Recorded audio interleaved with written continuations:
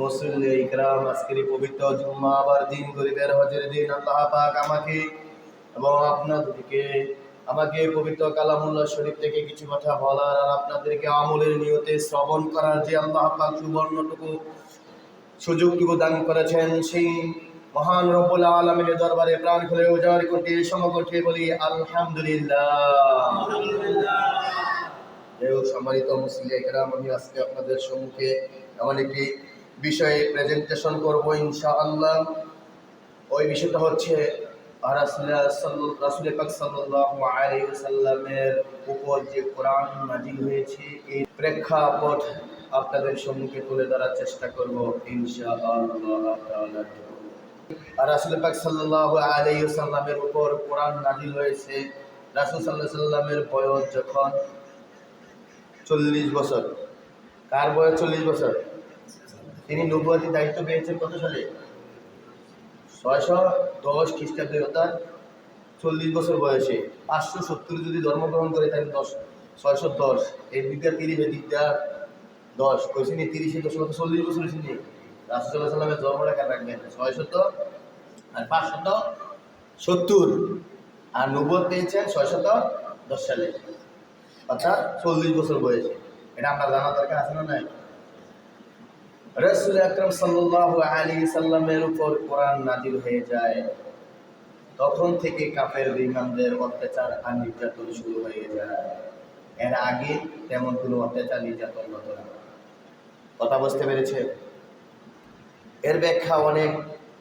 আল্লাহ তাআলা রাসূল পাক সাল্লাল্লাহু আলাইহি ওয়াসাল্লাম ইরশাদ করেছেন, আর রাসূল পাক সাল্লাল্লাহু আলাইহি ওয়াসাল্লামের বয়স যখন 37, 38, 39, 40 এর মধ্যে যখন উপনীত হয়, কোনো কিছু নাজিল হওয়ার আগে আর কোনো কিছু করার আগে কিছু চিহ্ন দেখা দেয় কি দেখা দেয় না? হঠাৎ করে কি হয়ে যায় নাকি? কথা বলেন না কেন? বৃষ্টি যখন আসে, বৃষ্টি আসার আগে একটা সতর্কবাণী হয় কি হয় না? কথা বললেন?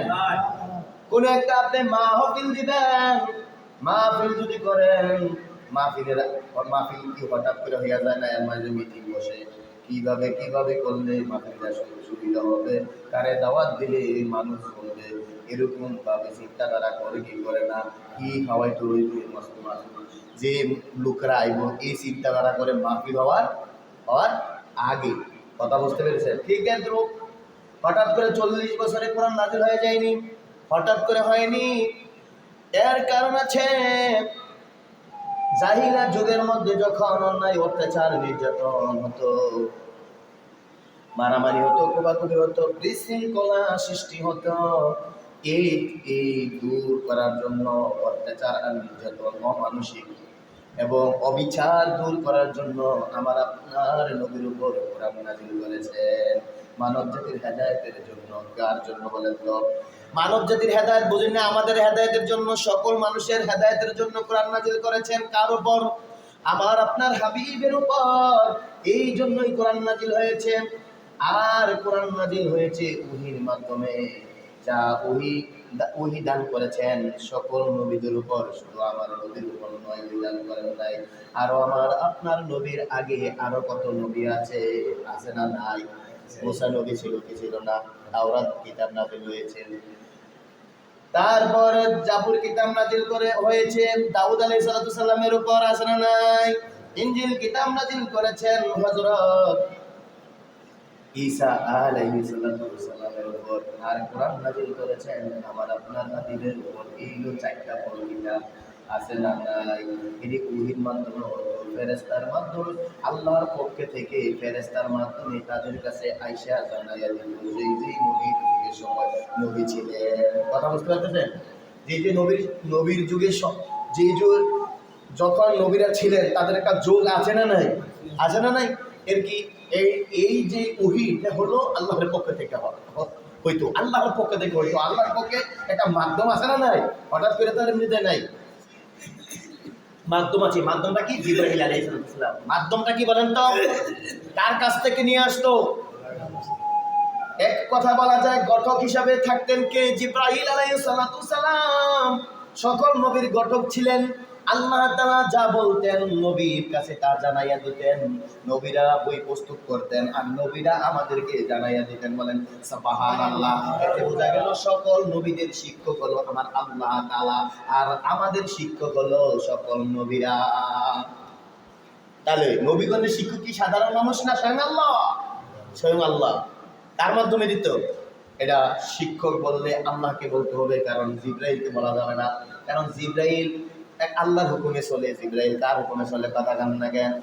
তাহলে এই শিক্ষাটা কোথায় থেকে আসতো? আসমান থেকে। কোরআনটা শুধু কথা বোঝেন, এই কোরআনের অক্ষরগুলো লেখা যে আমরা যে কোরআন পড়ি, এই কোরআনটা স্বয়ং আমার আল্লাহ তাআলা লিপিবদ্ধ করেছেন। স্বয়ং বলেন সুবহানাল্লাহ। আমার আল্লাহ তাআলার কথাগুলি এই কোরআনের মধ্যে আছে না নাই? এই কোরআনের যত কথা বলেন আমার আল্লাহ তাআলা বলেছেন।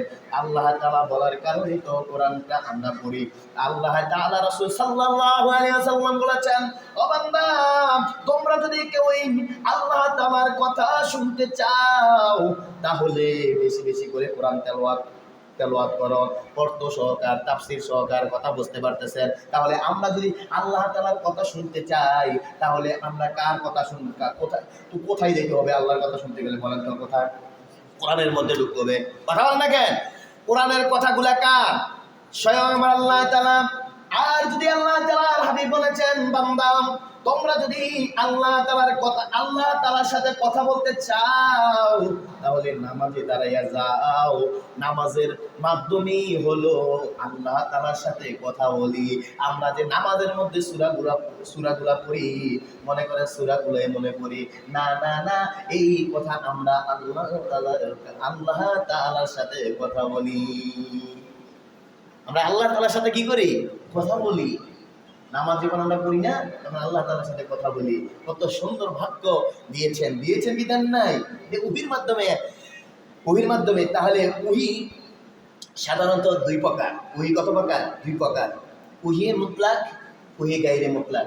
মুতলাক মানে প্রত্যক্ষ, যেটা প্রত্যক্ষ কিতাব মানে কি সরাসরি স্বয়ং আল্লাহ তাআলা নাযিল করেছেন। সরাসরি কি আল্লাহ তাআলা নাযিল। আর গায়রে মুতলাক মানে এটা হইল জীবন চলাচলের ক্ষেত্রে যে কিতাবটা নাযিল হয়েছে, জীবন চলাচলের ক্ষেত্রে রাসূল পাক সাল্লাল্লাহু আলাইহি ওয়াসাল্লাম যা কথা বলেছেন, যেভাবে ঘুমাইছেন, যেভাবে কথা বলেছেন, কাজকর্ম করেছেন, ওই অনুসরণ করা হলো আল্লাহ হাদিস। ওই এটা হলো গায়রে মুতলাক। এটা কি গায়রে মুতলাক? এর মানে বোঝা গেল ওহী দুই প্রকার। কথা কয় প্রকার? দুই প্রকার। মুতলাক মানে কোরআন, আর গায়রে মুতলাক মানে হাদিস। গায়রে মুতলাক মানে কি? হাদিস। তাহলে এই দুইটাকে আঁকড়ে ধরতে হবে। ওহী এই দুইটাকে আঁকড়ে ধরতে হবে। যদি তোমরা ঈমান আনতে চাও পরিপূর্ণভাবে, একটা ছেড়ে দিলে হওয়া যাবে কি? আল্লাহকে ছেড়ে যদি নবীকে ছেড়ে দিয়ে আল্লাহকে ধরেন, লাভ হবে নাকি? কথা বল না কেন? নবীকে ছেড়ে দিয়ে আল্লাহকে পাওয়ার আশা করলে আল্লাহকে পাওয়া যাবে না। আবার আল্লাহকে ছেড়ে দিয়ে নবীকে পাওয়ার আশা করলে আবার কি কারে পাওয়া যাবে না? আল্লাহরে পাওয়া যাবে না। অর্থাৎ দুইটা জিনিস আঁকড়ে ধরতে হবে। দুইটা জিনিসের উপর সমন্বয় হলো পরিপূর্ণ ইসলাম। ঠিক কিনা? পরিপূর্ণ ইসলামটা হলো কি? দুইটা বিষয়ের সম্পর্কে। তাহলে আমরা জানতে পারলাম ওই দুই প্রকার। কি প্রকার বলেন তো? কয় প্রকার? দুই প্রকার। কোরআন মুতলাক বলা হয়, এরা প্রত্যক্ষ কিতাব কোরআন। আর গৈরে মুতলাক মানে হাদিস, এরা হলো পরোক্ষ কিতাব।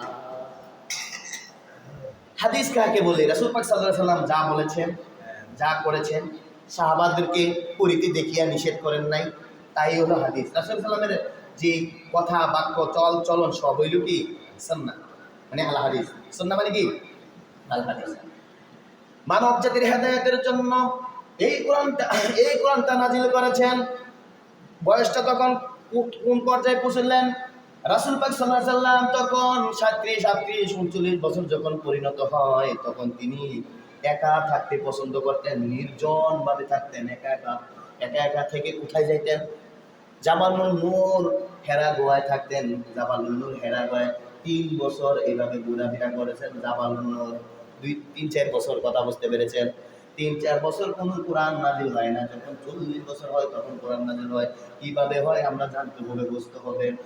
এই 3 বছর 4 বছর যখন নির্জন ভাবে তিনি কাটাতেন, তিনি একা ফিল করতেন, একা মনে করতেন তার সঙ্গে আল্লাহ আছে, আর কেউ নাই। কথা বুঝতে পেরেছেন? যখন আমরা গভীর ধ্যানের মগ্নে থাকি তখন আপনাকে আপনি আল্লাহকে পাইতে গেলে গভীর ধ্যানে থাকতে হবে। এটাকে বলা হয় এতেকাফ। গভীর ধ্যানে একলাসের সাথে আল্লাহর সাথে গভীর মগ্ন হয়ে থাকতে হবে। কারণ গভীর মগ্ন থেকে আল্লাহ রাসূল সাল্লাল্লাহু আলাইহি সাল্লাম এগুলা ভাবতেন, এগুলা ভাবতেন, তার স্মৃতিগুলা ভাবতেন, এই দুনিয়ার চাল চলন ভাবতেন, আর আকাশে আল্লাহ তাআলা যে সৃষ্টি করেছেন এই 3-4 বছর ভাবতেন।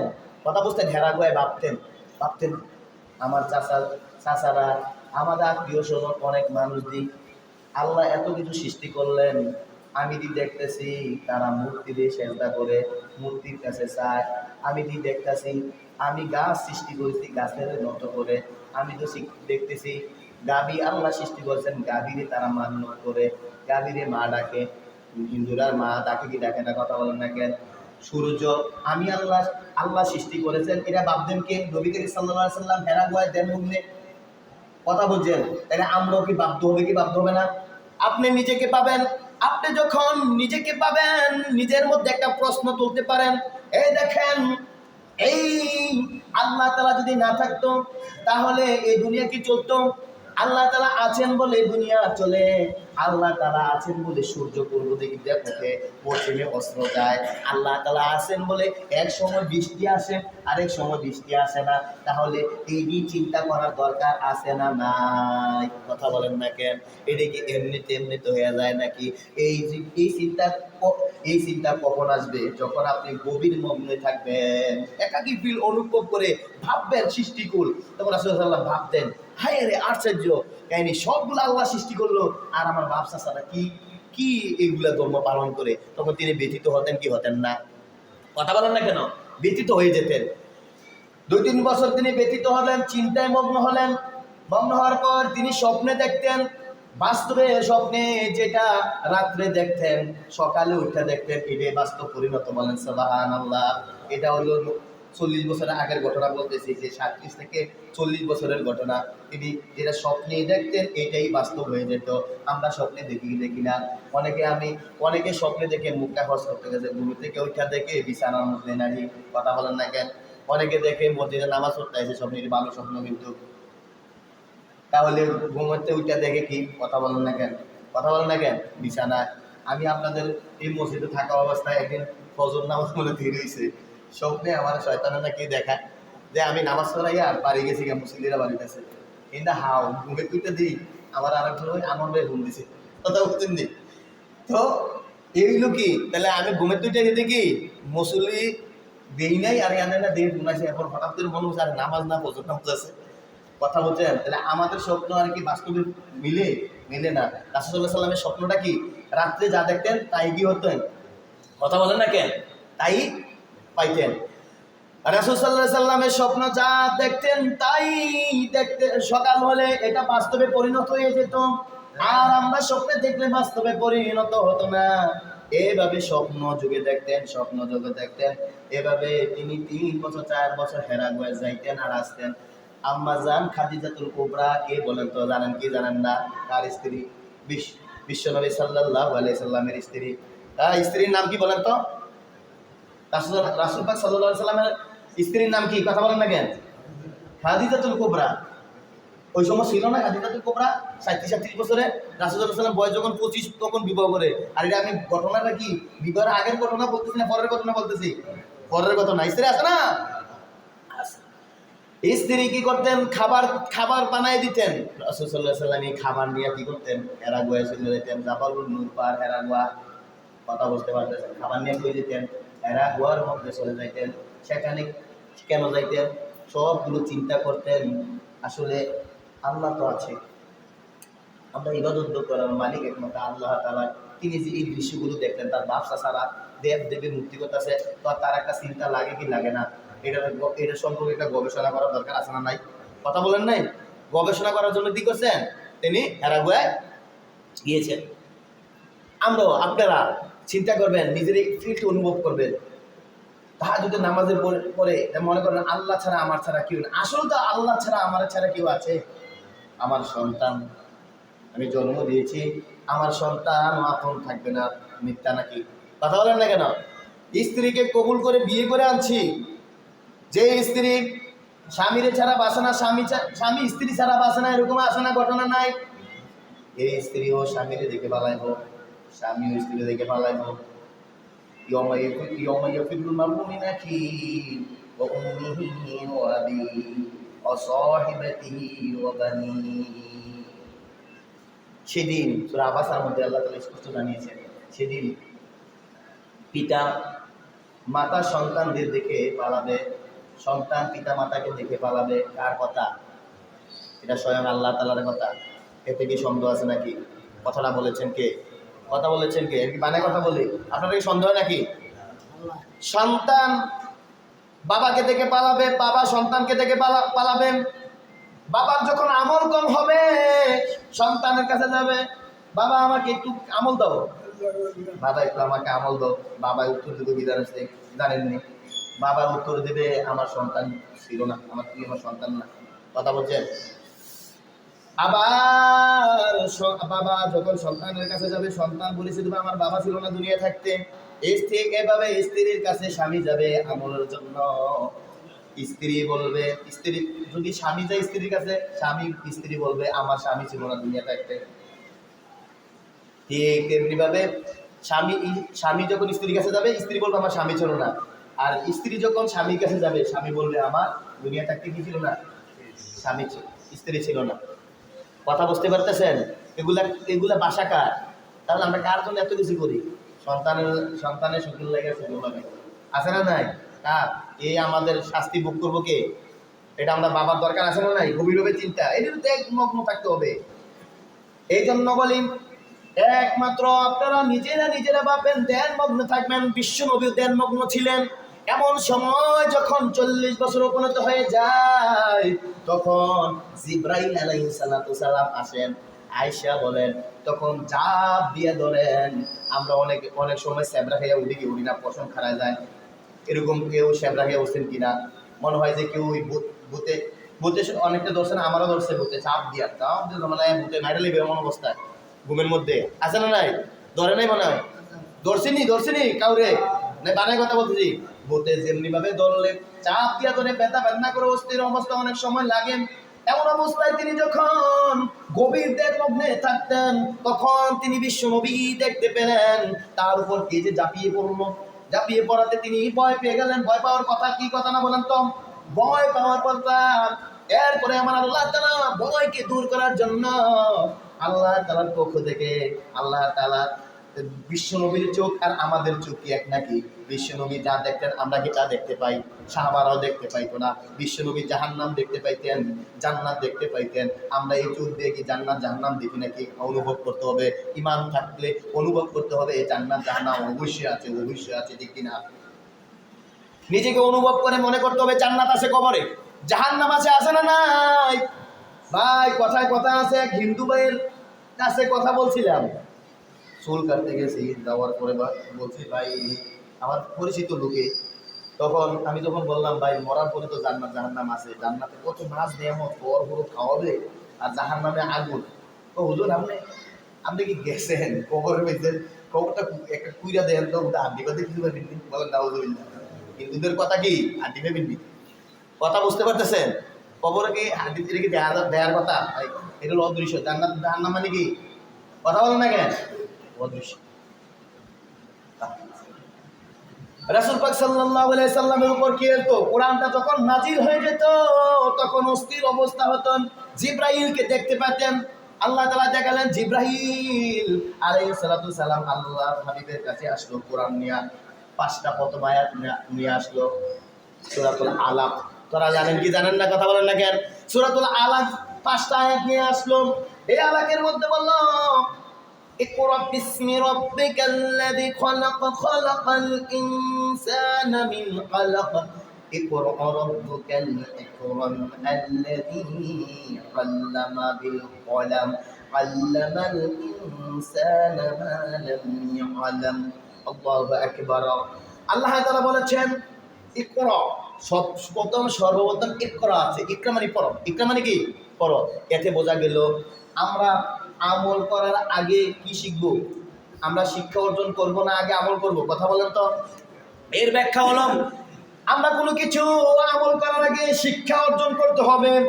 আমি আপনি যদি শিক্ষা অর্জন না করি কিভাবে নামাজ পড়তে হয়, কিভাবে ওযু করতে হয়, কিভাবে ঘুম থেকে উঠতে হয়, কিভাবে প্রস্রাব পায়খানা করতে হয়, না জানলে কি আমরা উল্টাপাল্টা হয়ে গেলাম নাকি?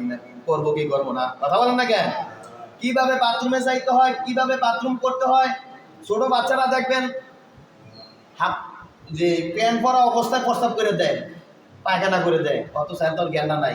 জ্ঞানটা কি আছে যে কথা বুঝতে পারতেছেন? কাপড়টা খুললে যে প্রস্রাব পায়খানা করতে হয়, অনেক বাচ্চাদের জ্ঞানটা আছে। কথা বলেন না কেন? অনেকে এরকম করছে না? তাহলে এই জ্ঞানটা শিক্ষা অর্জন করতে হবে কিনা? এরকম সহজ শিক্ষা অর্জন করতে হবে। এটা করার পর সব কিছু নিয়ম শৃঙ্খলা জানতে হবে। কিভাবে পবিত্রতা অর্জন করতে হবে আপনাকে জানতে হবে। কিভাবে ওযু করতে হবে আপনাকে জানতে হবে। ওযু না হলে কি হবে না? গোসল কিভাবে করতে হবে জানতে হবে। গোসল না হলে ওযু হবে না। ওযু না হলে নামাজ হবে না। নামাজ না হলে জান্নাত পাওয়া যাবে না। ঠিক কিনা?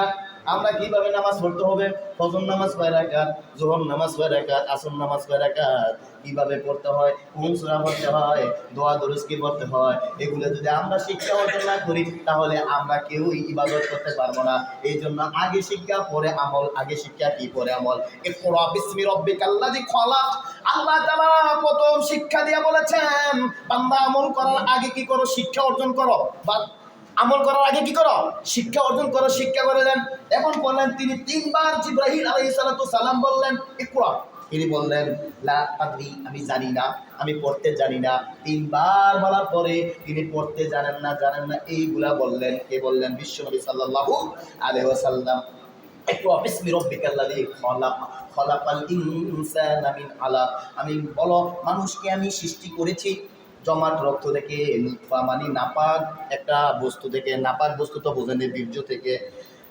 এই বীর্যটা 40 দিন কি হয়? 40 দিন মায়ের গর্ভে যখন এই বীর্যটা যায়, এই যাওয়ার পরে এই নাপাক জিনিসটা রক্তে পরিণত হয়। 40 দিন রক্তর একটা ভান্ডার হয়। রক্ত ভান্ডারে হওয়ার পর যখন 80 দিন হয় তখন একটা গোস্তর ভান্ডার হয় মায়ের গর্ভে। গোস্তর ভান্ডার হওয়ার পর 80 দিন থেকে 120 দিনের মধ্যে তখন আল্লাহ তাআলা হাত পাও কান নাক যা আছে সব কিছু দেয় 140 দিনের মধ্যে। বলেন সুবহানাল্লাহ। এরপরে রূহ দেয়। রূহ দেওয়ার সঙ্গে সঙ্গে 140 দিন ওই বাচ্চা কিছু খায় না। আর 140 দিন পরে যখন রূহটা দেয় তখন মায়ের সাথে একটা ওই নাভির সাথে একটা মায়ের খাদ্য নালীর সাথে একটা জয়েন্ট করে দিয়েছেন আমার আল্লাহ পাক। যখন বাচ্চা জন্মগ্রহণ করে তবে দেখবেন নাভিটা অনেক লম্বা থাকে কি থাকে না, কাটে কি কাটে না। ওই নাভি দিয়া আমি আপনি সবাই মায়ের খাবার ভোগ করেছি। বলেন সুবহানাল্লাহ। প্রত্যেকটা মানুষ মায়ের গর্ভ খাবার ভোগ করেছে। কথা বুঝতে পেরেছেন? এমনি তো হয়ে যায়।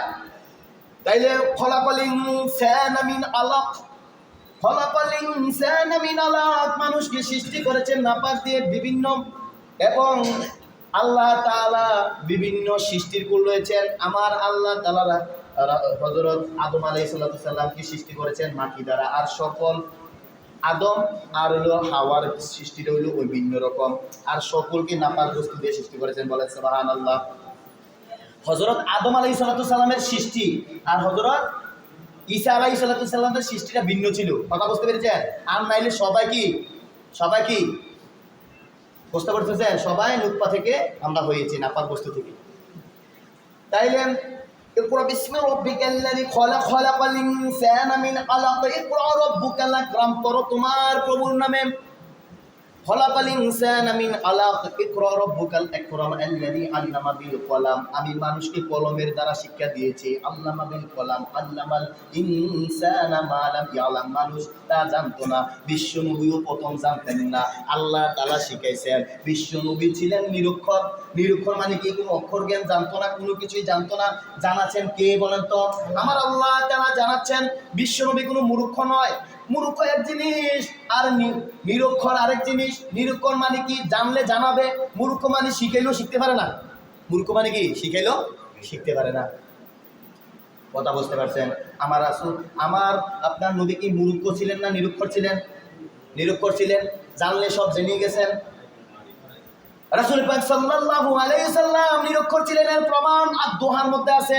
দোহার মধ্যে বলছে ওয়াজাতাকা দাল্লান ফাহাদা। বিশ্বনবী সাল্লাল্লাহু আলাইহি সাল্লাম নিরক্ষর ছিলেন, কিছু জ্ঞান ছিল না। আল্লাহ তাআলা ওই সঠিক রাস্তা দেখিয়ে দিয়েছেন কাদের মাধ্যমে? জিবরাইলের মাধ্যমে। কথা বুঝতে পেরেছেন? এইভাবে যাওয়ার পর যখন নাজিল হয়ে যায় তখন আম্মাজান খাদিজা রাদিয়াল্লাহু তাআলার কাছে চলে যায় হেরা গুহার থেকে, বলে আমার ভয় হইতেছে, আমাকে কম্বল দাও, কম্বল দাও। কম্বল দিল। কম্বল দেওয়ার পরে তখন বিশ্বনবী তার স্ত্রীর কাছে মন খুলে বললেন এই ঘটনা, এই কাহিনী। তখন খাদিজাতুল কুবরার ঈমান কি বেশি না কম? খাদিজাতুল কুবরা বিশ্বনবীকে বোঝাতে চাইলেন, না, আল্লাহ তাআলা আপনাকে মনে কিছু দান করেছে, কারণ আমি দেখতে পাই আপনার মধ্যে নবুয়তের চিহ্ন আছে, হয়তো আল্লাহ পাক আপনাকে কিছু দান করেছে।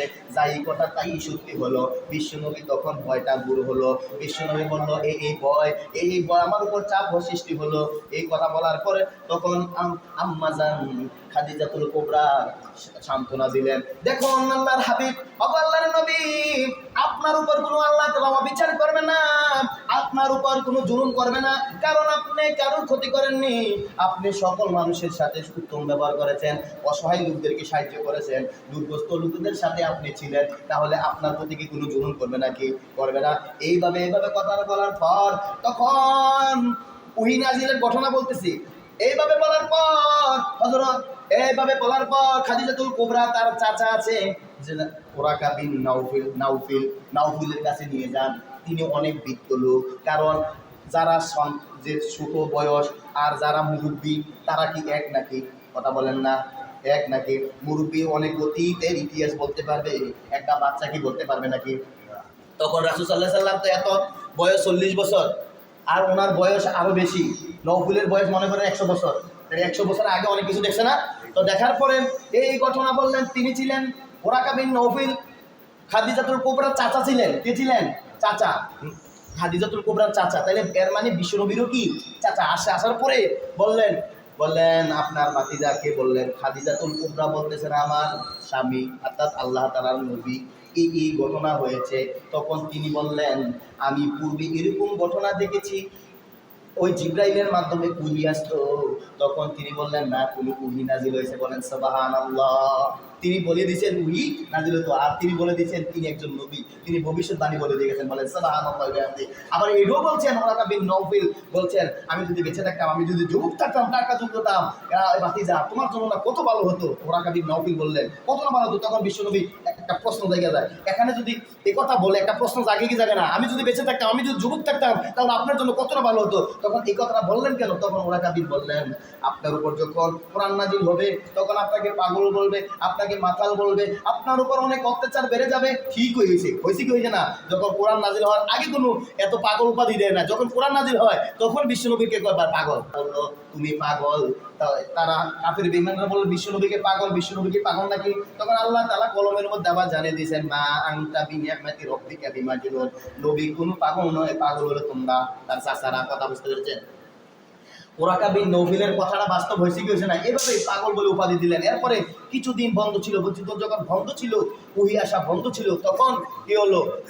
তখন তিনি আসমানের দিকে তাকালেন। আসমানের দিকে তাকাইয়া দেখতেলেন যে জিবরাইল প্রথমবার যেভাবে এসেছিলেন আবার আসতেছে। দেখতেছেন যে প্রথমবারে জিবরাইল আয়েশা যেভাবে বিসমি রাব্বিকাল্লাযী বললেন, তখন আবার দ্বিতীয় সূরা নাযিল হয়ে যায় ইয়া আইয়ুহাল মুদাসসির কুম ফাআনযির ওয়ারাব্বুকা ফাকাব্বির ওয়া সিয়াবাকা ফাতাহির ওয়াররুজজা ফাহজুর। এই 5 আয়াত নাযিল হয় দ্বিতীয় সূরা। কথা বলছেন ইয়া আইয়ুহাল মুদাসসির, তো হে নবী, কম্বলওয়ালা নবী, এই বস্ত্রকে তো নবী। ইয়া আইয়ুহাল মুদাসসির কুম ফাআনযির, তুমি সতর্ক হয়ে যাও, তোমার উম্মতদেরকে সতর্ক করার জন্য আমি কোরআন নাযিল করতেছি। বলেন সুবহানাল্লাহ। কুম ফাআনযির ওয়ারাব্বুকা ফাকাব্বির, সতর্ক এই জন্য ইবাদত করবা একমাত্র আল্লাহর, তুমিও করবা, তোমার উম্মতদেরকে জানিয়ে দিবা। বলেন সুবহানাল্লাহ। ওয়ারাব্বুকা ফাকাব্বির ওয়া সিয়াবাকা ফাতাহির। ব্যাখ্যা বিশ্লেষণ এসেছে কাপড়, কেউ বলেছে কাপড়কে পবিত্রতা রাখা, কেউ বলেছে তার হালাল রিজিক দিয়া কাপড় পরিধান করা, আবার কেউ ব্যাখ্যা দিয়েছে যে ওই যে আল্লাহর ইবাদত ছাড়া যারা ইবাদত করতো, নাফরমানি কাজ করতো, এই থেকে পবিত্রতা হওয়া। কেউ বলেছে নাপাক শরীর থেকে পবিত্রতা হওয়া। ওয়া সিয়াবাকা ফাতাহির, এর মূল কাহিনী হচ্ছে আল্লাহ তাআলা বলেছেন তুমি তোমার উম্মতদেরকে জানিয়ে দিবা তারা যেন হালাল খায়। বলেন সুবহানাল্লাহ। হালাল রিজিক উপার্জন করে, কথা বুঝতে পেরেছেন? এটা হালাল রিজিক বোঝানো হয়েছে, কাপড়কে বোঝা নাই, শরীরকে পবিত্র রাখা বোঝা নাই। হালাল জিনিস কি কি করছে? ওয়াতিয়াবাকা ফাতাহির, তোমার হালাল রিজিক উপার্জন করতে হবে। ওয়াতিয়াবাকা ফাতাহির ওয়ারুজ্জা ফাহজুর, এবং কি তুমি শিরিক মুক্ত হতে হবে, এবং কি তুমি শিরিক মুক্ত হতে হবে। এই আয়াত নাযিল করে দিয়েছেন প্রথমে, কথা বুঝতে পেরেছেন? আমাদেরকে দিয়েছেন। তো রাসূল পাক সাল্লাল্লাহু আলাইহি সাল্লামের উপর যখন এভাবে কোরআন নাযিল হয়ে যায়, কত 40 বছর, ঘটনাটা আমি বলেছি ইনশাআল্লাহ, 40 বছর নাযিল হয়ে যায়। 40 বছরে নাযিল হয় কোরআন। 40 বছর বয়সে যখন নাযিল হয় তখন শেষ হয় 63 বছর বয়সে। কত হয়? প্রায় 23 বছর লাগছে কোরআন শরীফ নাযিল হতে। কত বছর? কথা বলেন না কেন? কত বছর? 23 বছরে নাযিল হয়েছে। কিন্তু এটার দুইটা পর্যায় আছে। একটা হলে একসাথে নাযিল হয়েছে, কথা বলছেন? বাল হুয়া কুরআনুন মাজিদুন ফি লাউহিন মাহফুজ, একসাথে একবার নাযিল করেছেন আল্লাহ তাআলা। এখন আল্লাহ তাআলা যে সবকিছু একসাথে নাযিল করেছেন, যে আল্লাহ তাআলা কি জানে কি জানে না যে কিয়ামত আগ পর্যন্ত কি হবে কি হবে না? কথা বলেন না কেন? হবে। এই জেনে তিনি সবকিছু একটা ভান্ডার করে রেখেছেন আল্লাহ তাআলা, কোরআনটারে ভান্ডার করে রেখেছেন। এটা বিশ্বনবীর উপর আস্তে আস্তে করে ধাপে ধাপে নাযিল হবে। একটা হলো প্রথম কি একসাথে নাযিল করেছেন কোরআন, প্রথম পর্যায়ে। দ্বিতীয় পর্যায়ে হলো 63 বছরে নাযিল করেছেন রাসূল সাল্লাল্লাহু আলাইহি ওয়াসাল্লামের বিভিন্ন ব্যাখ্যা বিশ্লেষণ, বিভিন্ন ঘটনা কর্মের আলোকে 63 বছরে কোরআন নাযিল হয়েছে। তাই তো দুইটা পর্যায়ে। কয়টা পর্যায়ে? কথা বুঝতে পারতেছেন? দুইটা পর্যায়ে কোরআনটা কি হয়েছে? নাযিল হয়েছে। তাহলে কেন নাযিল করেছে? মানবজাতির হেদায়েতের জন্য, মানবজাতির হেদায়েতের জন্য। তখন প্রথম পর্যায়ে কোরআনটা কি ছিল? কোন পর্যায়ে ছিল আপনারা জানেন, এটা জানার দরকার। গরিব দিকে তাকায়েন না, গরিব দিকে তো হারে বছর তাকাইলেন। তখন কোরআনটা লিপিবদ্ধভাবে, এই যে আমরা বইয়ের মধ্যে যে এখানে লিপিবদ্ধ আছে না, এরকমভাবে লিপিবদ্ধ ছিল না। কোরআনটা যখন নাযিল হতো তখন বিশ্বনবী পাঠ করতেন, তখন সাহাবারা কি করতেন? জ্ঞানী সাহাবা ছিল না, তখন মুখস্থ করে ফেলতেন। তখন কি করতেন? অনেক সাহাবারা মুখস্থ করে ফেলতেন। আবার অনেকে মুখস্থ না করে এই যে কাগজ কে যে খেজুরের পাতার মধ্যে লিখতেন, গাছের ডালের মধ্যে লিখে রাখতেন, কেউ পাথরের মধ্যে লিপিবদ্ধ করে রাখতেন। বিভিন্ন জায়গায় কি করতেন? লিপিবদ্ধ করে রাখতেন। কথা বলছেন? বিভিন্ন জায়গা থেকে তখন এটা বিশ্বনবী 23 বছর এইভাবে ছিল। বিভিন্ন বিভিন্ন জায়গায় কোরআন শরীফের আয়াতগুলো ছিল। কথা বলছেন না কেন? বিভিন্নভাবে বিভিন্ন জায়গায় কোরআনের আয়াত ছিল 23 বছরের মধ্যে ছিল। যে তখন এটি একত্রিত করেছেন কখন? একত্রিত করেছেন হযরত আবু বকর আছেন না, শুনছেন নাম আবু বকরের? এই সবগুলো একত্রিত করে, সবগুলো একত্রিত করে একটা লিপিবদ্ধ তৈরি করলেন, একটা পুস্তক, একটা কোরআন শরীফ। এটা এরকম মনে করে, এটা কোরআন শরীফ মনে করে কেন এরকম একটা লিপিবদ্ধ করলেন। কথা বলছেন? এর আগে চিঠি দিয়েছিল রাসূলুল্লাহ সাল্লাল্লাহু আলাইহি ওয়াসাল্লামের যুগে, গিয়েছিল এরকম ভাবে লিপিবদ্ধ হয় নাই। কথা বুঝতে পারতেছেন? এটা জানা দরকার আছে না? বিভিন্নভাবে ছিল। তখন একটা বই প্রস্তুত করলেন হযরত আবু বকরের সময়। বিভিন্ন হাফেজদের থেকে শুনলেন, বিভিন্ন গাছগাছ যেখান থেকে লেখলেন, এগুলা নিয়ে কি করলেন? একটা তৈরি করলেন। একটার মধ্যে তারা বিশৃঙ্খলা তৈরি হয়, একটা তো করে শুরু হবে না। তখন হযরত উসমানের নাম শুনছেন কিনা? জামিউল কোরআন বলা হয়। আপনারা যারা লেখাপড়া করছেন, অনেক শিক্ষিত, জামিউল কোরআনের নাম শুনছেন নি কোন সময়? উসমান রাদিয়াল্লাহুকে জামিউল কোরআন বলা হয়। কেন বলা হয় জানেন? রাসূল সমস্ত কিতাব 7টা কিতাব তৈরি করেন। 7টা কিতাব 7টা অঞ্চলে দেন। 7টা অঞ্চলে যে বেজাল দূর করার জন্য, বেজাল দূর করার জন্য 7টা কিতাব বই প্রস্তুত দিয়ে দিলেন। কোরআন শরীফ 7 জায়গায় দিলেন। তখন হরকত ছিল না, তখন ব্যাখ্যা বিশ্লেষণও ছিল না। খালি তো কোরআন শরীফ এমনি শুধু আরবি ছিল, কথা বুঝতেন? আর আরবি তারা বুঝতে পারতো। এরকম উসমান রাদিয়াল্লাহু তাআলা একত্রিত করলেন। এবং হযরত আলী রাদিয়াল্লাহু তাআলার নাম শুনছেন নি? তখন এই যে ব্যাখ্যা বিশ্লেষণ হতো না, এই ব্যাখ্যা বিশ্লেষণ আলী রাদিয়াল্লাহু তাআলা সময় হয়েছে। যে এটা ব্যাখ্যা, এটা কেন নাযিল হয়েছে, এই আয়াতগুলা কি বলেছে? ওই যে আমি বললাম কি প্রবিসমি রাব্বিকাল্লাযী খালাক, পড়ো তোমার প্রভুর নামে, এইভাবে। এবং কেন পড়ো, কিভাবে, আগে কি করতে হবে, এটা ব্যাখ্যা বিশ্লেষণ। এগুলো আমি বলেছি কি বলে, এটার একটা ব্যাখ্যা বিশ্লেষণ। আর আমি যদি বলি বিসমি রাব্বিকাল্লাযী খালাক, খালাকাল ইনসানা মিন আলাক, ইকরা রাব্বুকাল আকরাম আল্লাযী আল্লামা বিল কলম, আল্লামাল ইনসানা মিন মা লাম ইয়ালাম। তাও আপনারা কেউ বুঝছেন? আরবিটা কেউ বুঝেন? তাহলে বাংলাটা বললে আপনারা বুঝতে পারতেন। এইটা হলো কি বাংলার ব্যাখ্যা বিশ্লেষণ। যে এমন কাহিনীটি বললাম, এটা হলো এই আয়াতের ব্যাখ্যা বিশ্লেষণ। এইগুলা হয়েছে হযরত আলী রাদিয়াল্লাহু তাআলার সময়। কার সময়? কথা বলেন না কেন? আলী রাদিয়াল্লাহু তাআলার সময়। এখন আসুন, হরকত ছিল না, জের জবর, জবর দিলে আকার, নিচে জের দিলে ইকার, তারপরে পেশ দিলে উকার, আছে না নাই? যেমন বাজবর বা তাজবর, বাজবর বা বাজবর বাবা, বাজবর বা বাজের বিবাবি, এরকম জের জবর কি ছিল না? ছিল না। তখন ব্যাখ্যা বিশ্লেষণ ছিল। তখন এই জবর জের দিয়েছেন হাজ্জাজ বিন ইউসুফ। হাজ্জাজ বিন ইউসুফের নাম শুনছেন নি? কোরআন শরীফের জের জবরের দিয়েছিলেন। এভাবে দেওয়ার পরে একজন আর প্রথম ব্যাখ্যা বিশ্লেষণ সে তখন বঙ্গাণু অনুবাদ ছিল না। বঙ্গাণু অনুবাদ আর ব্যাখ্যা বিশ্লেষণ আলাদা। বঙ্গাণু অনুবাদ আমি একটু বললে বুঝবেন, যেমন ইকরা বিসমি রাব্বিকাল্লাযী খলাক, পড়ো তোমার প্রভুর নামে যিনি সৃষ্টি করেছেন, এই হইল অনুবাদ।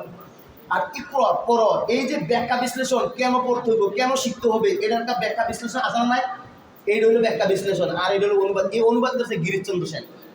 কথা বুঝতে পেরেছেন? গিরিশচন্দ্র সেন, তিনি ইমান আনেন নাই। হিন্দুদের দিয়ে আল্লাহ তাআলা কি জ্ঞানী, হিন্দুদের দিয়ে আল্লাহ তাআলা কোরআন শরীফটারে প্রমাণ করে দিয়েছে। যেমন হিন্দুদের মুখে হয় কোরআন শরীফ, কোরআন শরীফে কি কি বলেছে, কিন্তু আল্লাহ হেদায়েত করে নাই, সে কি করে না, ইমান আর না, ইমানটা বড় ধরে, হেদায়েত জিনিসটা বড় বড় বড় জিনিস। হেদায়েত আল্লাহ তাআলা যাদেরকে হেদায়েত না করে, সে যদি চোখে দেখে জান্নাত জাহান্নাম, তারপরে তাই ইমান আনতে পারবো না, নিজের ইচ্ছা ছাড়া কিছু করতে পারতেন না। কথা বলছেন? আমার আপনার মতন কত মানুষ রাসূলুল্লাহ সাল্লাল্লাহু আলাইহি ওয়াসাল্লামকে দেখছেন, কি দেখছেন, আবু তালেব এত লালন মার করছে, ইমান না আনতে পারে নাই। আবু জাহেলও দেখছে, সব দেখছে, রাসূলুল্লাহ সাল্লাল্লাহু আলাইহি ওয়াসাল্লাম একজন খাঁটি কি নবী, তারপরে কি কবুল করেন নাই। তাহলে আমরা আজকে কি কি বুঝতে পারলাম? কোরআনটা কয় বছর নাযিল হয়েছে বলেন তো? 23 বছরে। আর এমনি নাযিল হয়েছে কখন? একসাথে। পর্যায় কয়টা? দুইটা, একসাথে একবারে। আর হলো বিভিন্ন 23 বছরের ঘটনা আলোকে নাযিল হয়েছে। এরপরে এইভাবে চার খলিফার আমলে এটা পরিপূর্ণ হয়ে যায়। ঠিক কথা বুঝতে পেরেছেন? বিভিন্ন জায়গায় ছড়ে যায় কোরআন শরীফ। কোরআন কেমন নাযিল করেছেন? মানব জাতির হেদায়েতের জন্য, দিক নির্দেশনের জন্য। আপনি পরিবারে কিভাবে থাকবেন, এই সমাজ কিভাবে চালাবেন, রাষ্ট্র কিভাবে চালাবেন, এই কোরআনের আলোকে চালাতে হবে। রাষ্ট্র সমাজ সব কিছু কোরআনের আলোকে বলে গেছে। এইভাবে কোরআনের আলোকে জীবন করলে জান্নাত পাবেন, আর কোরআন হাদিসের আলোকে জীবন না করলে জাহান্নাম হবেন। এগুলো জানাই দেওয়ার জন্যই এই কোরআনটা নাযিল করা হয়েছে। বলেন সুবহানাল্লাহ। আরো অনেক কাহিনী আছে, সেদিকে যাচ্ছি না। যতটুকু আলোচনা করছি এগুলো 5 মিনিট ওভার হয়ে গেছে। যারা নামাজ পড়েন নামাজ পড়ে নেন।